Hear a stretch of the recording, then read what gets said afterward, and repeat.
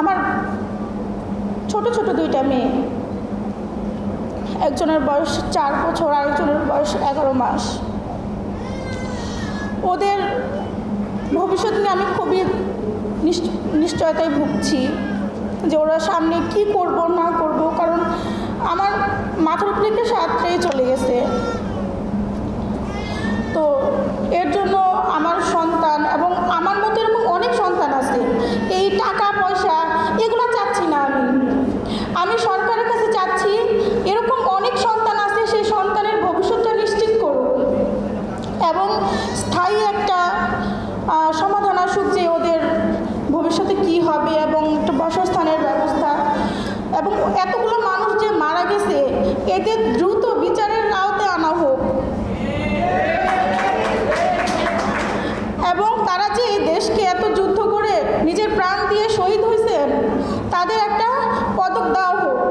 আমাদের মাথার উপরে যেহেতু ছাদ নাই, সেহেতু একটা বাসস্থান মানে যাই হোক না কেন দ্রুত এই সরকার থাকতেই দ্রুত করার জন্য হয়।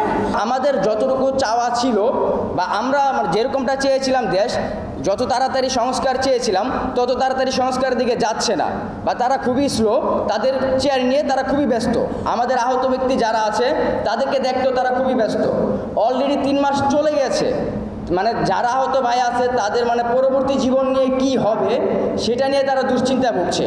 তো এই বিষয় নিয়ে আমরা কয়েকটা মেডিকেল যাই, যে তাদের সাথে বৈঠক করি, তাদের সাথে কথা বলি।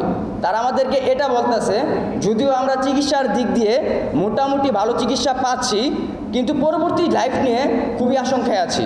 পরবর্তী লাইফ আমাদের কি হবে সেই নিয়ে কোনো নিশ্চয়তা দিচ্ছে না আমাদেরকে সরকার।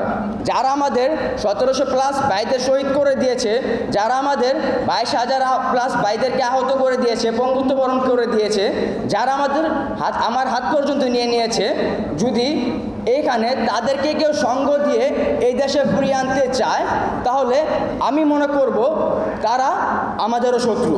আমাদের কয়টা ভাইকে উন্নত মানের চিকিৎসা দেওয়া হয়েছে, 2-4 দিন 5 দিন আগে এসেও কেন শুনতে হয় আমার ভাই তার হাত কেটে ফেলতে হবে? তাহলে তার কি চিকিৎসা হয়েছে?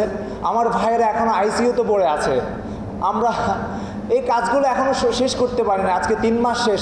আমার থেকে শোনা লাগে আমি একটা লিস্ট বের করতে আমার 31শে ডিসেম্বর পর্যন্ত আমার সময় লাগবে।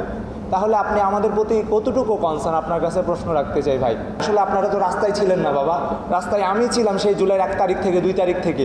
আমি দেখেছি আমার ভাইদের উপরে কীভাবে নির্মম নির্যাতন করা হয়। সর্বপ্রথম যখন ছাত্রলীগ আমাদেরকে ঢাকার টিএসসিতে আক্রমণ করে 15 তারিখে 15 জুলাই, আমার ডান হাত 3 দিনের মতো অবশ ছিল। কই তখন তো আপনি আমাকে দেখতে আসেন নাই, কই তখন তো আমাদের ভাইগুলোকে দেখতে আসেন নাই। আপনারা বলছেন আমাদের সাথে কোটা আন্দোলনের সাথে কোনো সম্পৃক্ততা নাই। এখন আপনার ক্ষমতা লাগবে, এখন আপনার নির্যাতন লাগবে। কখনো এসে তো আমাকে জিজ্ঞেস করেন এমটা তোমার চোখটা কেমন আছে? বাবা তোমার তো বাংলাদেশে ট্রিটমেন্ট শেষ, তোমাকে একটু বিদেশে নেওয়ার ব্যবস্থা করি। আমরা একটা সুন্দর সুস্থ বাংলাদেশ দেখতে চাই, হাহাকার মুক্ত একটা বাংলাদেশ দেখতে চাই। স্বাধীনতা যে ঘোষণাপত্রে উল্লেখ ছিল সাম্য, মানবিক মর্যাদা, সামাজিক ন্যায় বিচারের একটা বাংলাদেশ দেখতে চাই। আমরা আর দ্বিতীয় কোনো ফ্যাসিস্টকে দেখতে চাই না।